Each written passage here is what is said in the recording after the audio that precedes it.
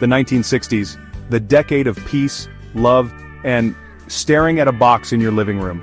It was a time when the world was changing rapidly and technology was at the forefront of this transformation.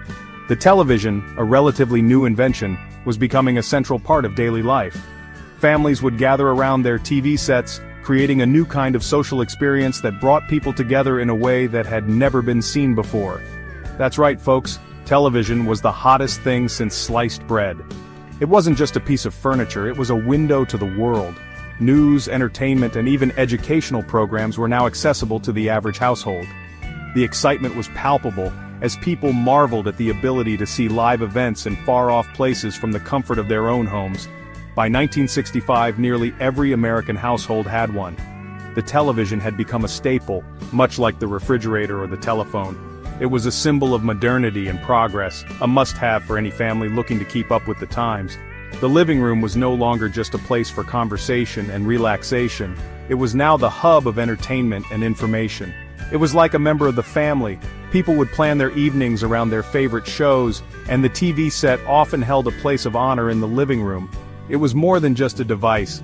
It was a shared experience that brought families closer together. The laughter, the tears, the suspense, all of it was experienced collectively, creating memories that would last a lifetime. Except it didn't talk back, unless you count Walter Cronkite. The news was a significant part of the television experience, and trusted anchors like Cronkite became household names. They were the voices that brought the world into your living room, providing a sense of connection to the broader world. Whether it was the moon landing or the nightly news, these broadcasts were moments that united viewers across the country. Now, TV back then wasn't exactly HBO Max. The programming was simpler, but it had its own charm. Shows were often broadcast live, adding an element of unpredictability and excitement. From sitcoms to dramas, the content was designed to appeal to a broad audience, creating a shared cultural experience that defined the era. We're talking 3 channels, maybe 4 if the antenna was feeling generous. Reception could be a bit of a challenge, and adjusting the antenna was a common ritual. But despite the limited options, people were captivated. The scarcity of channels meant that everyone was watching the same shows, creating a sense of community and shared experience that is hard to find in today's world of endless choices. But hey, who needed options when you had The Ed Sullivan Show and The Twilight Zone? These iconic programs captured the imagination of viewers and became cultural touchstones. The Ed Sullivan Show brought a variety of acts into people's homes, from musicians to comedians, while The Twilight Zone offered thought-provoking and often eerie stories that left a lasting impression. Plus, color TV was starting to catch on, which was pretty mind-blowing. The transition from black and white to color was a significant milestone, adding a new dimension to the viewing experience. It was like seeing the world in a whole new light, and it made the magic of television even more enchanting. Well, as mind-blowing as a 13-inch screen could get. The screens were small by today's standards, but they were a marvel of technology at the time. People were thrilled to have color in their living rooms, no matter the size of the screen. It was a glimpse into the future, and it left viewers eager for what was to come. Of course, TV wasn't the only game in town. The magic of the movies still held a special place in people's hearts. The cinema offered an experience that television couldn't quite match. The big screen, the surround sound, the communal atmosphere. It was a night out, a special occasion that brought people together in a different way. People still craved the magic of movies. The allure of Hollywood, the excitement of new releases, and the shared experience of watching a film with an audience were all part of the appeal. Movies were an escape, a way to experience different worlds and stories on a grand scale. But going to the cinema every night? That was a luxury for the Rockefellers. For the average person, a trip to the movies was a treat, not an everyday occurrence. It was something to look forward to, a special event that required planning and often a bit of saving up.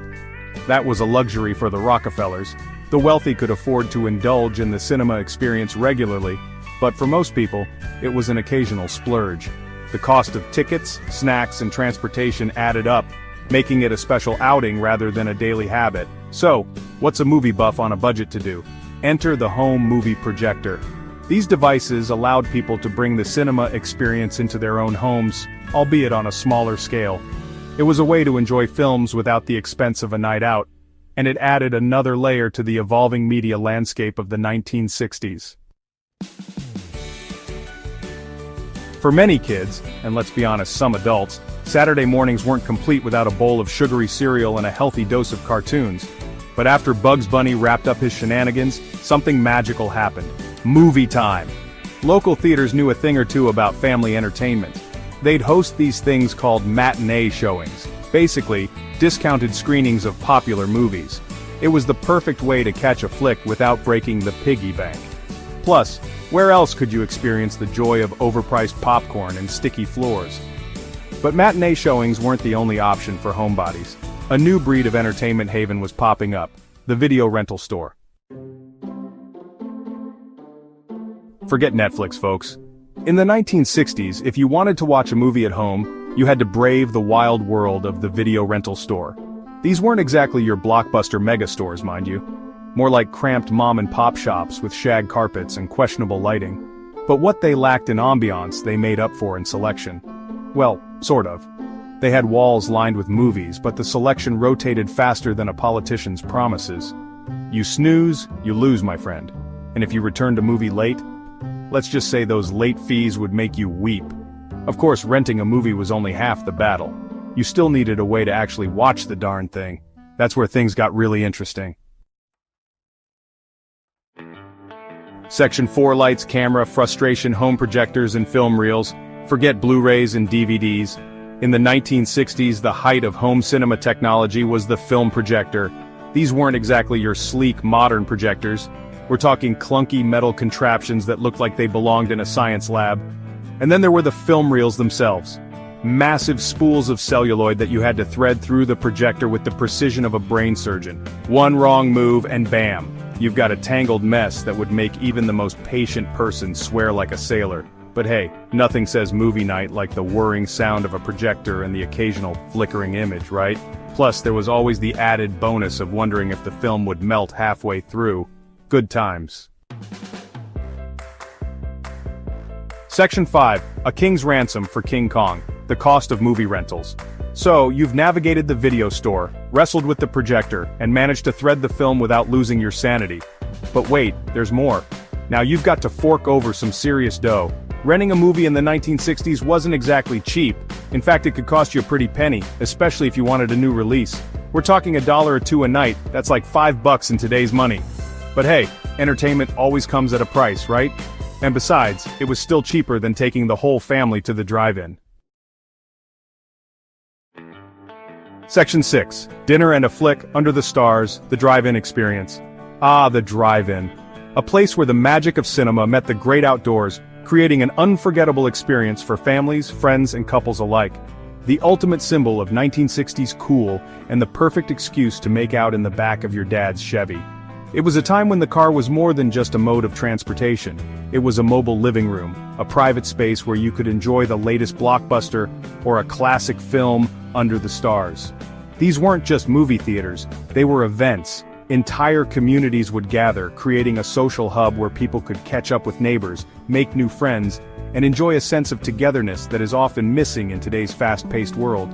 People would pack up their cars with blankets, pillows, and enough snacks to feed a small army. Drive-ins were huge. Families would arrive hours before the movie started to secure the best spot, set up their little picnic areas, and let the kids run around and play before the show began. We're talking massive screens that could rival the Great Wall of China. These screens were so large that they could be seen from miles away, creating a beacon of light and entertainment in the night, and the sound broadcast straight to your car radio. This innovation allowed each car to have its own personal sound system, making the experience even more immersive. You could adjust the volume to your liking and enjoy the movie without any distractions. Of course, the audio quality wasn't exactly Dolby surround sound. The speakers were often tinny and crackly, but that was part of the charm. It added to the nostalgic feel of the drive-in, reminding you that you were part of a unique and cherished tradition. But hey, who cared when you had a giant bucket of popcorn and a date by your side? The concessions were a big part of the experience, with hot dogs, candy, and soda adding to the festive atmosphere. Sharing snacks and cuddling up with a loved one made the drive-in a perfect date night. Drive-ins were the perfect blend of movie magic and good old-fashioned.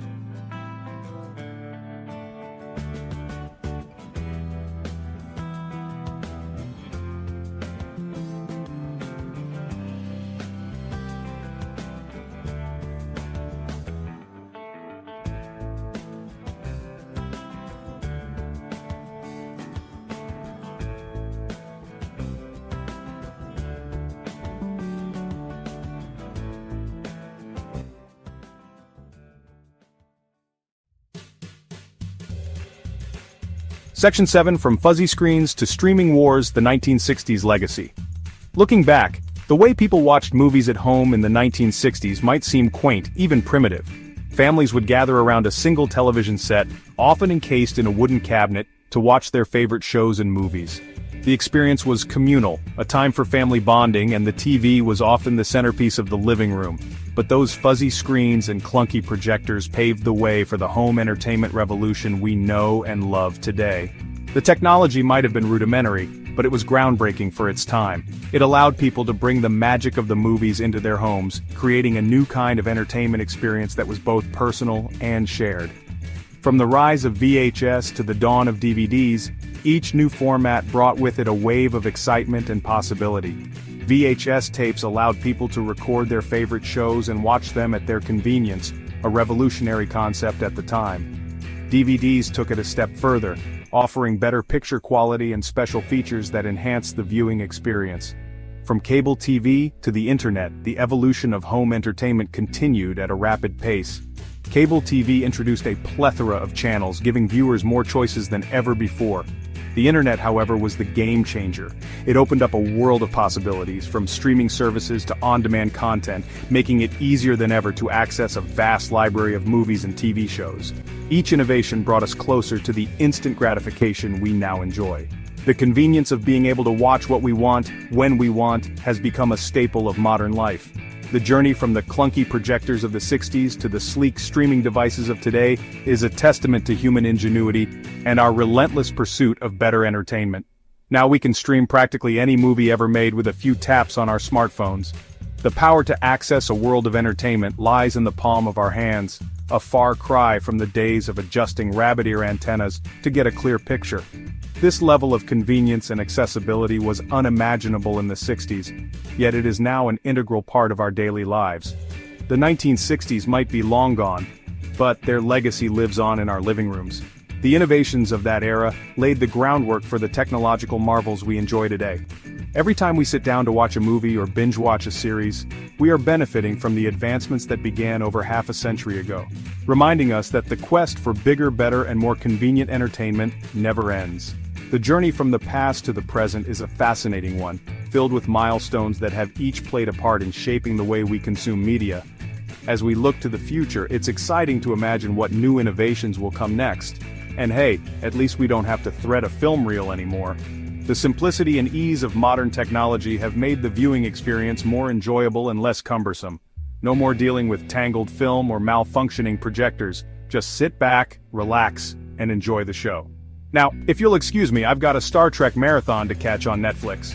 The ability to dive into a beloved series at any time is a luxury that we owe to the many innovations in home entertainment.